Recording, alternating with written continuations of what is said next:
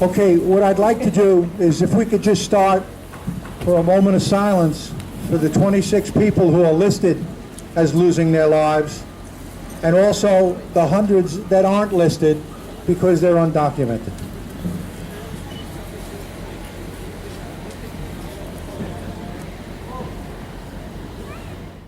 I want to say, that I was born on Staten Island. I've been here 46 years. So everybody who's hurting right now, I feel that. I lost the first floor of my house, but more importantly, I lost 2 neighbors on both of my cross streets. We lost a lot of people that are not spoken of. I know that because I live here and I know all the neighborhoods. I'm hurting not for myself, for my island. I mean, I have stories from every beach community here. Anybody who grew up here does. I'm still displaced, but I'm not here for myself. I'm upset because every time I've tried to reach out, I said, I'm not talking about me. I'm talking about everybody. I know there's people still out there. I'm in the hotels. There's families there. There's still people in shelters. And then there's all the people that are with relatives and displaced. And for some reason, I can't find help for everybody or for myself. I have trouble even getting to these meetings because I don't have transportation. I lived in a community where my pharmacy, my bank, my food, everything was right there for me. And now I don't have that. But as I say, I think what's getting to me the most is that I know what's here, I know who's missing, and most importantly, I know about all our communities that have been here for generations. I know that. We watched each other grow up. We were all out together. We grew up together, and then we had kids, and then our kids are here. They go to the same schools, and all of that's being broken up. There's two streets behind me. People left. They abandoned. I know you have that here too.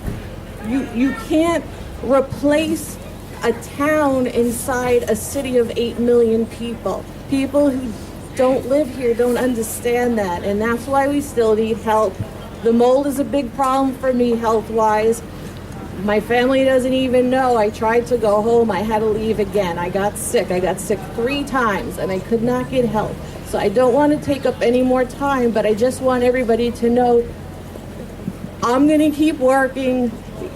You're my family, and none of us, there are so many wonderful volunteers here, and they're meeting, and they're trying to help us. Nobody's going to be forgotten. We're not going to let this go, and we just have to stick together. We've got to go from Tottenville to St. George, get everybody together, and speak as one, please. That's really important. I'm splintered out there by myself. I know there's people all along. They don't even know what neighborhood they should associate with. It doesn't matter. You're a Staten Islander. So anyway, I'm here to help everybody. Hi, my name is Liz Hessian, and I've lived on Hunter Avenue, a couple blocks from here. When the storm came, my husband and I, my husband's 71, we decided not to leave. We stayed in the house. We looked out the window. All of a sudden, we saw the gushing current of water coming up Hunter Avenue, and we ran up to the attic. That's the last time I saw the interior of my house with all my possessions underwater for 3 days. I understand it was a natural disaster. However, we were up in the attic for 12 hours. They came, they rescued us in a rowboat. They took us to Highland Boulevard. We were soaking wet. I had my little dog under my coat. I had my 4 birds in a cage. The cage was soaking wet. 2 of the birds later died. They let us off on Hunter Avenue in 3 feet of water, and they said, okay, end of the line. I said, thank God we're at least safe. Now I'm looking around for a Red Cross truck. I said, 12 hours without food, freezing, soaking wet. I just wanted a blanket. I just wanted a cup of coffee, soup, anything. Where's the Red Cross truck? I looked up and down the block. No Red Cross truck. Where do I go? You're on your own. I'm sorry, lady. My husband and I, the birds, the dog, walked. We walked. Finally, my daughter came. She picked us up a couple of blocks down. It was about 5 days before I saw a Red Cross truck. I ran up to the Red Cross. Here's a blanket, Red Cross written all over the blanket. A hot meal. Okay, that's nice. But I heard that people contributing billions of dollars throughout the world. Billions of dollars. Across the world, not just in the United States, not just in New York. Text something on your phone, contribute $10 to the Red Cross, because they're going to be there, they're going to help. I'm not looking for a handout, believe me, like what you said. We don't want handouts. I just want someone to come to my house and help my 71-year-old husband, who's tearing that house apart all by himself, with the help of my son-in-law, I have to say, who's been wonderful. But two people tearing apart a house with billions of dollars. Where is all that money? I want to know where that money is right now. Besides the Red Cross blankets and the meals that they serve out of the back of a truck, I don't need food right now. I don't need food. What I need is contractors coming in and helping us. And they're not there. Rapid Repair, we applied when they first came out.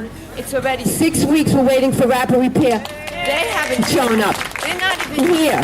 They're in Newport Beach. Why can't they come here too? I don't get it. I really don't get it. I feel like we've been abandoned. I feel like Staten Island, Midland Beach has been abandoned. It's a shame. Hi, my name is Simona Safari. I live on Patterson Avenue, and I lived there for 13 years. And when I came to Staten Island, I fall in love with it. With the island itself, the people, the view, the ocean. And we raised family here. Our daughter grew up here. And I feel like we're all big family. But you know what happening to us? I want to paint the bigger picture.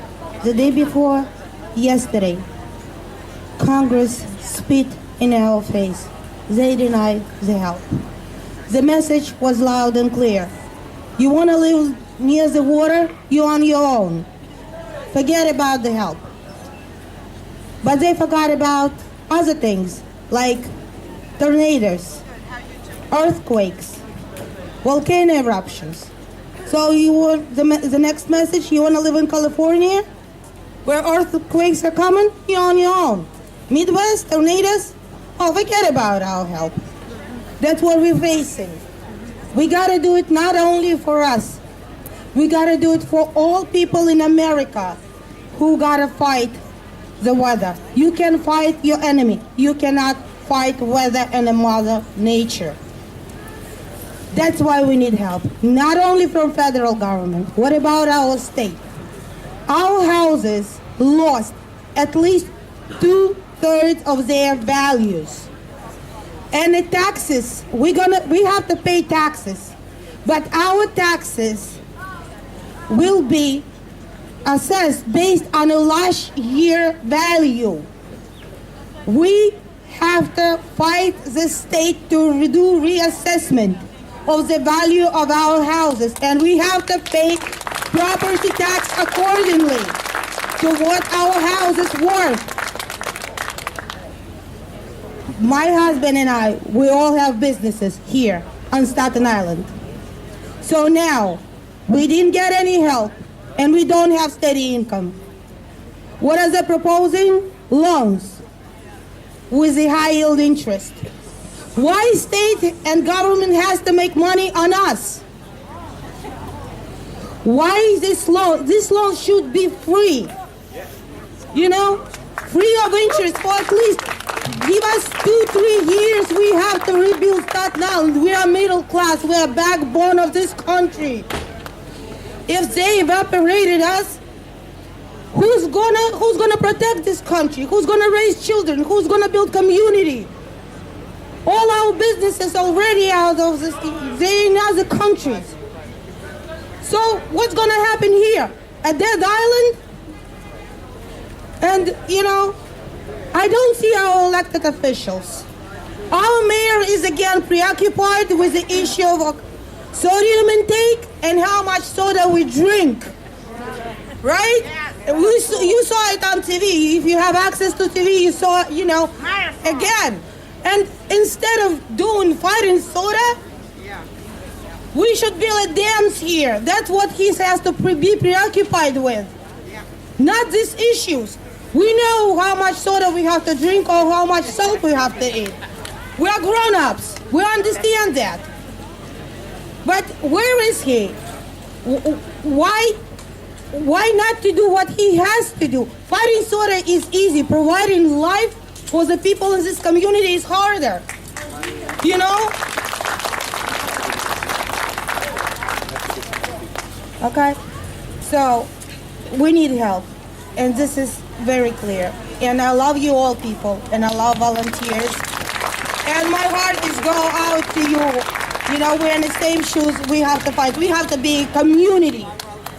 Community. And it's the last day of Hanukkah. It's all about endurance. Community staying together, fighting together for its own, for our future, for our children. Thank you so much.